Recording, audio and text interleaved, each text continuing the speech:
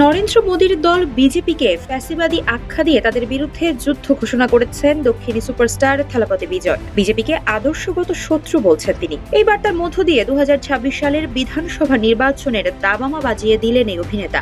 রাজনীতির মঞ্চে মোদীর জন্য নতুন আতঙ্ক হয়ে উঠেছেন জোসেফ বিজয় চন্দ্রশেখর ওরফে থালাপতি বিজয়। বিশাল ভক্ত শ্রেণী নিয়ে এবার নির্বাচনী মাঠে লড়াইয়ে নেমেছেন থালাপতি। পর্দার নায়ক থেকে এখন তিনি জনতার নায়ক হয়ে উঠছেন। 22 আগস্ট তামিলনাড়ুর মাদুরাইয়ে থালাপতি বিজয়ের জনসভায় রেকর্ড সংখ্যক মানুষের উপস্থিতি লক্ষ্য করা গেছে।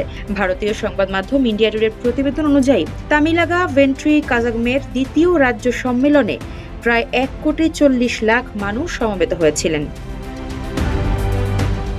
সভা শেষে বিজয় নিজের ইনস্টাগ্রামে একটি রিল শেয়ার করেন। সেখানে দেখা যায় তিনি ভক্তদের বিশাল সমুদ্রের মাঝে দাঁড়িয়ে সেলফি তুলছেন। মাত্র একদিনেই ভিডিওটি ভেঙে দিয়েছে সব রেকর্ড। দক্ষিণ ভারতের কোনো অভিনেতার পোস্ট হিসেবে সবচেয়ে বেশি লাইক পেয়েছে এটি। এখন পর্যন্ত লাইকের সংখ্যা দাঁড়িয়েছে 1,03,00,000-এরও বেশি। বিজয়ের ইনস্টাগ্রাম ফলোয়ার সংখ্যা যেখানে মাত্র 1,40,00,000, সেখানে তার পোস্টে একদিনেই 1 কোটির বেশি লাইক পড়া প্রমাণ করে যে তার প্রতি ভক্তদের অদম্য ভালোবাসা রয়েছে।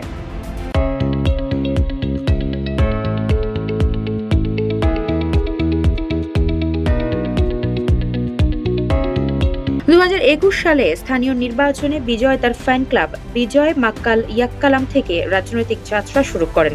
নির্বাচনে 169 আসনের মধ্যে 115টি আসনে জয়লাভ করে দলটি। এরপর থেকেই তার রাজনীতিতে অংশগ্রহণ ও রাজনৈতিক ভবিষ্যৎ নিয়ে আলোচনা শুরু হয়। 2024 সালে বিজয় নিজেই তামিলগা ভেট্রি কাজাগাম দল গঠন করে রাজনীতিতে আত্মপ্রকাশ করেন। এর আগে নাগরিকত্ব সংশোধনী আইন, চিকিৎসকদের প্রবেশিকা পরীক্ষা ও NEETর বিরুদ্ধে প্রতিবাদ জানিয়েছেন। এছাড়াও পেট্রোল ও ডিজেলের বাড়তি মূল্যের প্রতিবাদে ভোট কেন্দ্রে সাইকেলে চড়ে হাজির হয়েছিলেন। চলতি বছর রমজানেও তিনি তামিলনাড়ুর মুসলিমদের সঙ্গে ইফতার করেন। এসব ঘটনায় তিনি বারবার জনসাধারণের দৃষ্টি আকর্ষণ করেছেন। বর্তমানে বিজয় কাজ করছেন তার বহুল প্রত্যাশিত শেষ সিনেমা জানানায়গান নিয়ে। এ ছবির পরই তিনি অভিনয়কে বিজয় জানাবেন এবং পূর্ণকালীনভাবে রাজনীতিতে সক্রিয় হবেন।